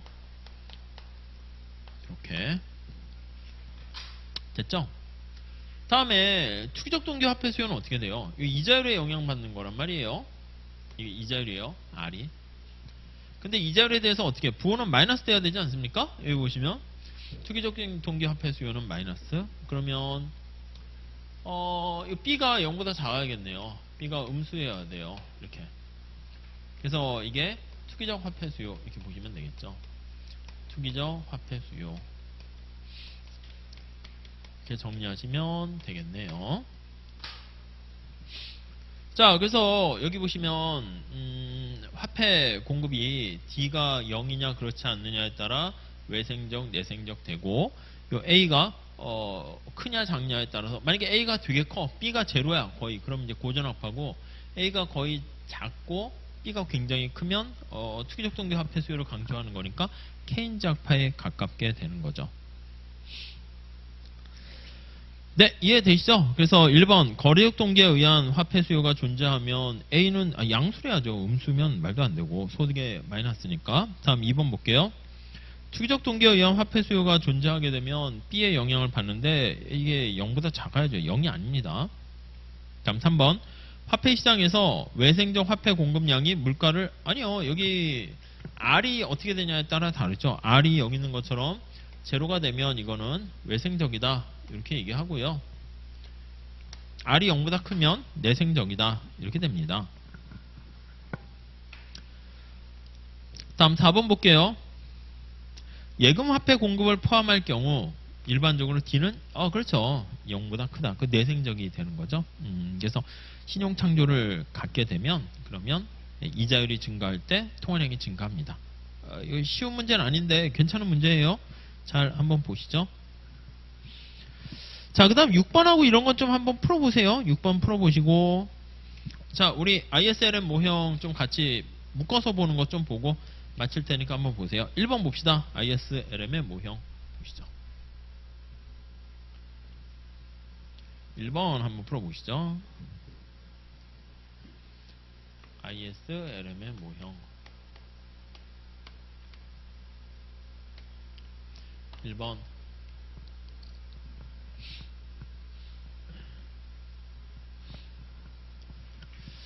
정부가 재정 지출을 G만큼 늘렸대요. 정부가 어떤 상황인데 정부 지출을 G만큼 늘렸어요. 그리고 조세를 델타 G의 2배로 늘렸대. 얘가 늘리면 국민소득은 얼마나 증가합니까? 봐야 되는데 이게 정부 지출 승수를 좀 보셔야 되겠습니다. 그래서 정부 지출 승수는 1-MPC분의 1이 되겠죠. 이렇게. MPC가 얼마예요? MPC가 0.5네. 그래서 1-0.5분의 1 하니까 승수는 2배. 그러니까 국민소득은 2배 증가하는 걸 알 수 있을 거예요. 100 증가하면 200 이렇게 될 겁니다. 자, 근데 거기 보니까 또 조세를 정부 지출의 2배로 증가시켰대. 텍스를 증가시키게 되면 국민소득이 얼마나 증가합니까? 이렇게 봐야 되는데 조세 승수는 어떻게 돼요? 조세 승수는 1-MPC분의 마이너스 MPC라고요. 이렇게. 그럼 1-0.5분의 마이너스 0.5라고요. 그러니까 이거는 거꾸로 한 배만큼의 효과가 나타나요. 자, 그런데 여기 보니까 조세를 정부 지출에 2배 증가했으니까 얘가 만약에 플러스 100 증가시켰는데 얘는 정부 지출을 200 증가시켰단 말이에요. 그러면 얘는 효과가 얼마 나타납니까 하면 200 증가하게 되는데 얘는 2배로 200 증가시켰으니까 마이너스 1에서 마이너스 200 이렇게 된다고요. 그렇죠? 자, 무슨 말씀을 드리고자 하는 거냐면 정부 지출과 조세를 변화시킨 걸 우리가 IS 곡선에 영향을 미치는 건데 이 IS 곡선에 영향 미치는 거는 두 개 효과가 상쇄가 돼요. 그래서 IS 곡선은 그대로 라는 거를 알 수가 있다고요.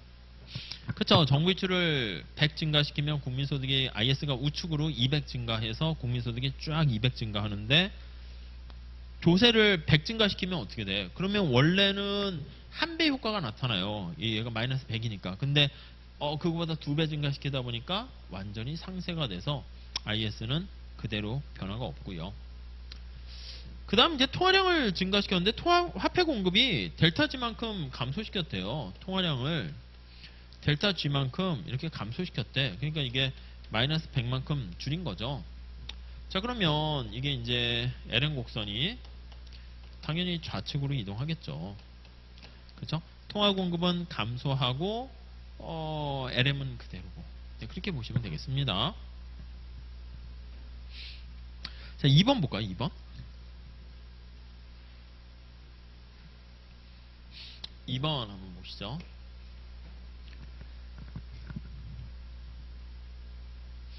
여기 보이세요? 투자가 이자율의 감소함수라는 거기에다가 가속도 원리를 도입해서 그 소득의 증가함수래요. 원래 가속도는 소득 증가긴 하지만, 그러니까 IS 곡선 쓸 때 C, I가 얘가 Y까지 이제 더 들어갔다는 거예요. 그러니까 소득 유발 투자까지 고려한 거죠. 자, 이렇게 되면 이자율이 떨어질 때 얘가 이렇게 증가합니다. 이렇게. 원래는 여기서 끝 이렇게 되는 거죠. 그러니까 얘가 일반적인, 그래서 이자율이 떨어지면 이거 하니까 일반적인 IS 곡선이에요. IS 곡선 이렇게. 근데 여기서 끝나는 게 아니라 소득이 증가해. 소득이 증가하면 여기 투자가 또 증가하네요. 유발 투자를 고려하는 거네요. 유발 투자를 고려하게 되니까 얘가 증가해요. 그러면 투자가 또 증가하잖아요. 그래서 얘가 또 증가해요. 그러니까 파란 색깔의 세컨더리 효과가 발생해요. 그러면 이자율이 떨어졌을 때 이 파란 색깔 경로가 없을 때보다 있으면 국민소득이 훨씬 더 많이 증가하잖아요. 그러니까 기울기 완만해지는 거지. 아시겠죠? 그 조금만 살짝 생각을 해보세요. 그러니까 이게 기반이 된 다음에 그냥 우리 책에도 뒤에 뭐 이렇게 공식 해가지고 하는 거는 뭐 나쁘지는 않은데 그거 없이 그냥 공식으로 하면은 좀 서글플 것 같습니다. 자, 우선 뒤에 넘어갈게요. 비슷한 문제가 좀 되게 많아서 좀 점프하고요. 그것 좀 한번 봅시다. 우리 8번 문제 좀 한번 봅시다. 8번. 우리가 이제 피구 효과라든가 아니면 이제 실질 잔고 효과라고 그래요. 리얼 밸런스 잔고 효과 이렇게 얘기합니다. 아니면 실질 부의 효과 뭐 이렇게도 얘기하는데 자산 효과 이렇게도 하고요. 그래서 이제 이거는 이제 실질 잔고 실질 자산은 어떻게 되냐면 리얼 에셋이라고 해요. 자산의 효과. 자산을 우리가 뭐로 보유합니까? 라고 하면은 실질 자산을 이제 뭐로 보유하냐면 거기 나와 있는 것처럼 P를 화폐로 보유하기도 하고요. 아니면 채권, 주식이라고 쓸게요. 그 다음에 채권 먼저 쓸까요? 채권으로 보유하거나 아니면 거의 주식 이렇게 할게요. 주식. 스톡이라 해도 되고 주식 이런 게 이제 위에가 이제 금융자산이죠. 금융자산이 이렇게 돼 있어요. 이런 것들이. 이게 뭐냐면 금융자산이에요. 금융자산.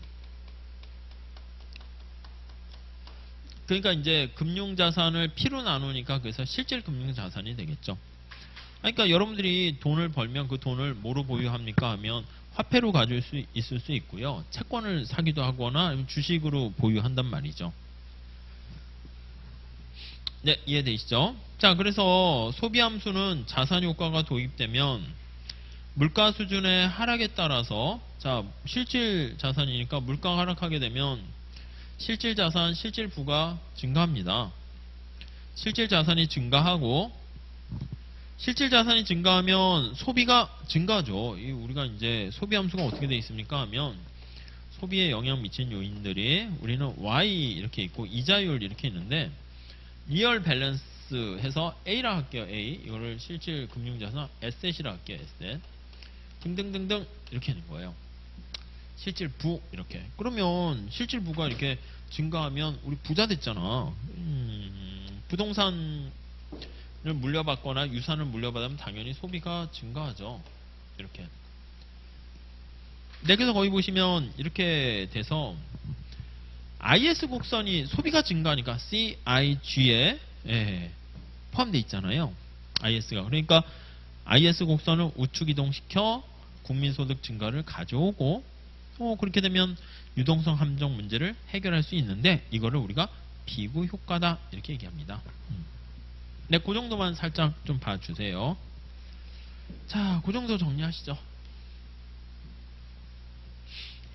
자, 그렇게 돼 있고요. 다음 좀 뒤에 문제 좀 몇 개 더 봅시다. 어떤 걸 볼 거냐면요. 그거 볼까요? 11번 볼까요? 11번. 11번 한번 보세요. 11번 한번 보세요. 11번.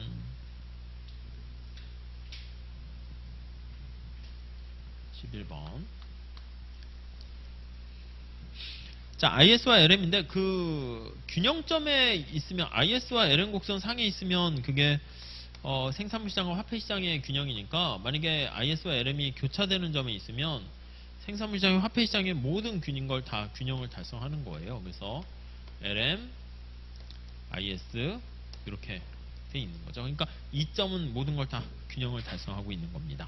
그리고 아까 말씀드린 것처럼 IS와 LM 곡선 위에 있으면 무조건 초과 공급이에요. 초과 공급. 그러니까 LM 곡선 위에 있으면 화폐 시장의 초과 공급, IS 곡선 위에 있으면 생산물 시장의 초과 공급 이렇게 됩니다. 자, A점 봅시다. A점. A점이 어디 있어요? 여기 있네. A점. A점은 LM 곡선 밑에 있잖아. 그러니까 화폐 시장에 뭐가 돼요? 초과 수요. 화폐 시장의 초과 수요입니다. 공급보다 수요가 더 큰 거예요. 이렇게 보시면 되겠고. 맞네. 화폐 수요가 화폐 공급을 초과한다. 자, 2번 어떻게 됩니까? 2번. B점. B점은 여기 있네요. 여기. 자, B점은 저축가 투자하니까 이 IS 이거 얘기하는 거예요. IS 곡선 밑에 있으니까 어떻게 돼요? 생산물 시장에서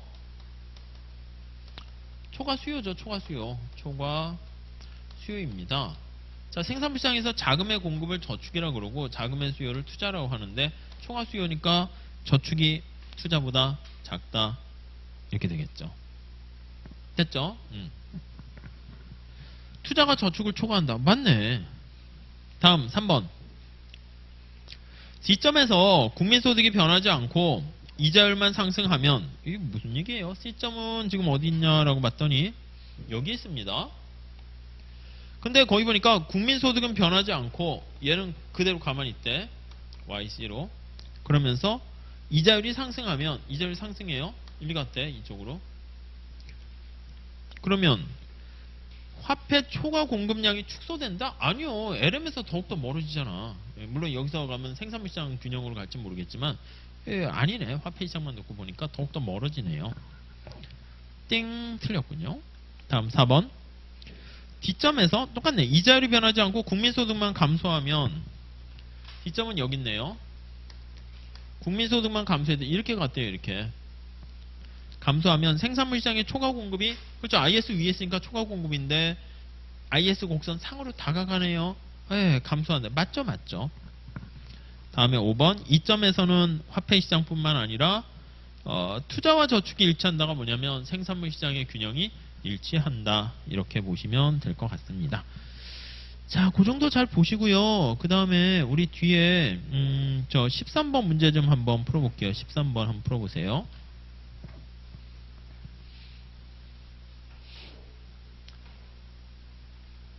13번 한번 풀어보시죠. 자, 폐쇄경제 ISLM에 대한 설명으로 옳지 않은 것은 1번 어떻게 돼? 1번. 확장적 재정정책은 이 확장적이라는 건 뭐냐면 경기를 부양시키기 위해서 정부 지출을 증가시키거나 텍스를 깎아주는 겁니다. 이렇게. IS가 우측 이동하죠. 오케이 맞아요. 2번. 자, 우하향하는 IS 곡선 왼쪽에서 왼쪽이니까 밑에 있는 거죠. 그쵸? 그러니까 초과 수요. 맞네요. 3번. 투자가 이자율에 영향을 받지 않는다면 자, 케인즈예요, 고전학파예요. 투자가 이자율에 쪼잔하게 케인즈 애니멀 스피릿이잖아요. 고전학파가 저기 사장님 이자율이 0.1% 내렸습니다. 아니 투자해야지. 이게 고전학파고 케인즈는 됐어 이자율 신경 안 써 하면 하는 거지. 그러니까 이자율의 영향 안 받으니까 케인즈고요. 케인즈는 LM이 수평이고 IS가 그러니까 가파른 거야. 그래서 IS가 수직이거나 극단적으로 아예 영향 안 받으면 수직 이렇게 해야죠. 아셨죠? 그냥 읽으시면서 케인즈냐 고전학파냐 이게 떠올라야 돼요. 4번. 화폐 수요가 소득에 영향을 안 받는다면, 그러니까 화폐 수요가 소득에 안 받으면 이자율에만 영향을 받는다는 거예요. 그럼 약간 이게 이자율, 투기적 동기 화폐 수요가 굉장히 큰 거죠. 케인즈예요, 케인즈. LM 수평, 유동성 함정이죠. 네. 자, 5번. 중앙은행이 공개시장에서 채권을 매입해요. 예, 본드를 매입해요. 오픈마켓이죠. 공개시장 조작 정책이에요. 자, 그러면 통화량이 증가합니다. 맞네요. 그래서 LM 곡선은 우측으로 이동한다. 이렇게 보시면 될 것 같습니다. 네, 그렇게 보시면 될 것 같고요. 자, 그 정도 보시면 될 것 같아요. 자, 다음에 우리 15번 하고요. 몇 개만 풀어볼게요. 15번 한번 풀어볼까요? 15번. 자, 이거 뭐 간단한 거지만 좀 한번 풀어보셔야 돼요. 이것도 한번 풀어보세요. 시작. 생산물시장과 화폐시장에 주어져 있을 때 균형이자율을 구하세요. ISLM 해가지고 구하라는 거예요. IS식, LM식. IS, LM 이렇게 있어요. IS는 Y는 CIG 이렇게 하시면 되겠죠. 네, 주어진 값들을 다 대입하시죠. C가 100 플러스 Y 마이너스 이거네. 100 플러스 0.8에 Y 마이너스 T 이렇게 돼 있고요. I가 어떻게 돼요? 여러분은 풀어보세요. 그래서 80에 마이너스 10R 이렇게 돼 있고요. G는 그냥 100이라네. G는 100 이렇게 되는 거죠. 균형 재정일 때 그거 밑줄 치셔야 돼요. 그게 안 보이면 사실 못 풀어요. 왜요? 이 T가 안 사라지거든. T 값을 주어진 거야. 그러니까 좀 치사하죠. T가 100이라는 뜻이에요. 100 집어넣으시면 되겠고. 요거 푸시면 IS식을 구할 수가 있을 거예요.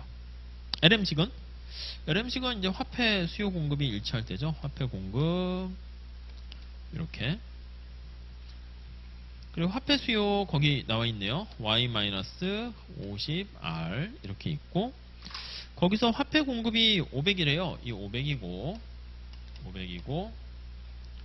그 다음에 P를 봐야 되는데 P가 1이네요. 1 이렇게 1.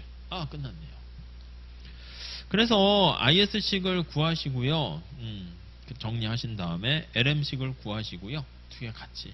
그러니까 이게 어렵다기보다는 이게 시간이 좀 걸려. 뭐 금방 푸는 건데 시험장 가면 마음이 조급해. 그래서 눈에 보이는 말 문제를 먼저 풀어볼까? 근데 말 문제가 앞에 것처럼 어려워. 그러면 답은 빨리 안 나오지. 계산 문제는 이거 됐어 찍자 이렇게 되면 망하는 거죠. 뭐. 그러니까 계산 문제를 어디까지 여러분들이 극복하시고 정리할지, 그리고 이 계산 문제를 내가 풀어야 될지 말아야 될지를 좀 이렇게 길을 정하고 가셔야 돼요. 이 정도는 푸셔도 되지. 아셨죠? 밑에 16번 간평도 똑같습니다. 거기 보시면은 물가 수준을 구하세요 했으니까 Y는 CIG에다 다 이렇게 집어넣고 Y 값을 100으로 줬어요. 그러니까 이자율 값을 구할 수 있고, 그래서 거기에서 P 값을 구할 수 있게 되는 거죠. 여기서 그거는 이걸로 놓고 푸시면 되니까 뭐 15, 16 똑같습니다.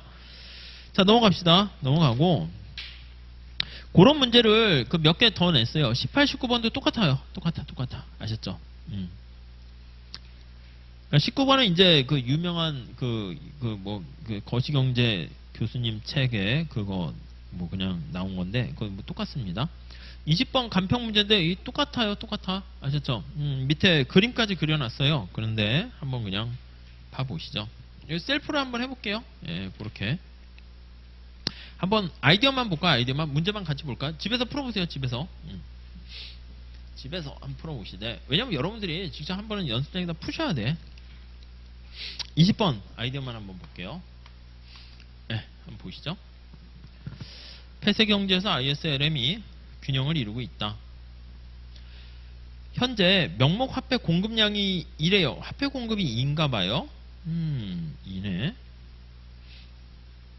중앙은행은 확장적 통화 정책을 실시해서 현재보다 균형 이자율을 5% 낮추려고 한대요. 5% 낮추고 균형민 소득을 증가시키려고 한다. 이를 위해서 명목 화폐 공급량의 증가분은 어떻게 해야 되는가? 이렇게 나와 있습니다. 그래서 먼저 살짝 ISLN 곡선을 먼저 찾으셔야죠. IS 곡선 식이 주어져 있네. 그렇죠? IS 곡선 식이 R로 정리되어 있네요. R이 4-0.05 Y 이렇게 돼 있고요. 그렇죠? LM 거기 구할 수 있겠네요. LM 한번 구해 보시죠. LM 이렇게 주어져 있어요. LM이 실질 화폐 수요가 거기 주어져 있고 화폐 공급이 어떻게 된다고요? 화폐 공급이 거기 보니까 물가가 P분의 이게 화폐 공급인데 P는 거의 가로 안에 보통 이제 1로 주어져요. 그래서 1로 불변이다 했으니까 1을 그냥 집어넣으시고 그 다음에 화폐 수요랑 같을 때죠. 화폐 수요가 어떻게 돼 있어요? 0.15 그 다음에 Y-R 이렇게 돼 있어요. 화폐 공급이 현재 얼마라고요? 현재 2로 주어져 있네. 이게 2로 주어져 있습니다. 이해돼 있죠? 그러면 여기 나와 있는 LN 곡선과 IS 곡선을 같게 놓고 푸시면 Y랑 R 값을 구할 수 있다고요. 약간 지겹죠? 지겨운 게 아니라 좀 뭐라고 할까? 이게 할까 말까? 지금이야 이제 뭐 그런데 시험장 가시면 계산을 해보면 Y 값이 살짝 볼게요. 2.5가 나오나봐 이자율이. 그리고 Y 값이 30 이렇게 나오나봐. 여기가 이제 균형점 제로 이렇게 돼 있단 말이에요. 이렇게 돼 있죠. 자, 그런 상태인데 정부가 지금 어떻게 뭘 하려고 합니까? 라고 하면은 이자율을 0.5만큼 낮추려고 한대요. 그래서 0.5만큼 낮추면 2로 해야 되잖아. 그럼 이제 통화량을 얼마나 증가시켜야 되니까 하니까 LM 곡선이 여기를 이렇게 지나가야 된단 말이에요. 이렇게 새로운 LM 이걸 찾아야 되는 거죠.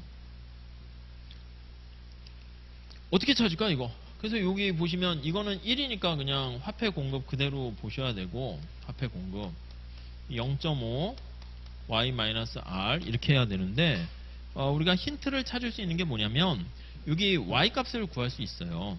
왜냐하면 여기 이 값을 여기에 쭉 넣으면 이게 IS 곡선상에 이걸 충족시켜야 되잖아요. 그래서 IS 곡선상에다 얘가 2가 되는 거니까 이 Y 값은 그러면 40 이렇게 되는 걸 알 수 있단 말이에요. 40. 그럼 이제 새로운 균형점은 여기가 1점이다 그러면 이걸 충족해야 되니까 여기다 넣으면 되죠. 그래서 얘가 40이고 이자율이 2고 이렇게 되면 얘를 구할 수 있는 거죠. 어떻게 흘러가는 건지 아시겠어요? 그러니까 시험 문제에서 어떻게 해야 되냐면 이 문제를 딱 봐. 그러면 ISLM 딱 하고 문제를 읽어서 대충 이렇게 해서 뭘 해야 되겠다가 이렇게 살짝이라도 풀 수 있을 만한 것 같은 느낌이 딱 들면 그럼 도전하시고 도대체 뭘 묻는 거야? 그러면 손대면 안 되죠. 잘못하면 망해요. 딴 거 풀 수 있는 걸 먼저 풀어보셔야 됩니다. 자, 그렇게 하시고요. 그 다음 페이지에 보니까 재정정책과 이제 금융정책이에요. 그래서 요게 이제 ISLM을 활용하게 되는 거니까 거기 문제가 많죠. 그래가지고 여러분들 그거는 다음 시간에 하려고 합니다. 그래서 다음 시간에 재정정책과 금융정책 이렇게 문제 좀 풀어보고 그 다음에 ADAS 곡선 하고 뭐 이렇게 쭉 나가게 되면 실업과 인플레이션 뭐 등등등 뭐 학파 이렇게 하면은 얼추 이렇게 끝날 수 있을 것 같습니다. 아셨죠? 자, 오늘 여기까지 할게요. 다음 시간에 이어서 하겠습니다. 수고하셨습니다. 예.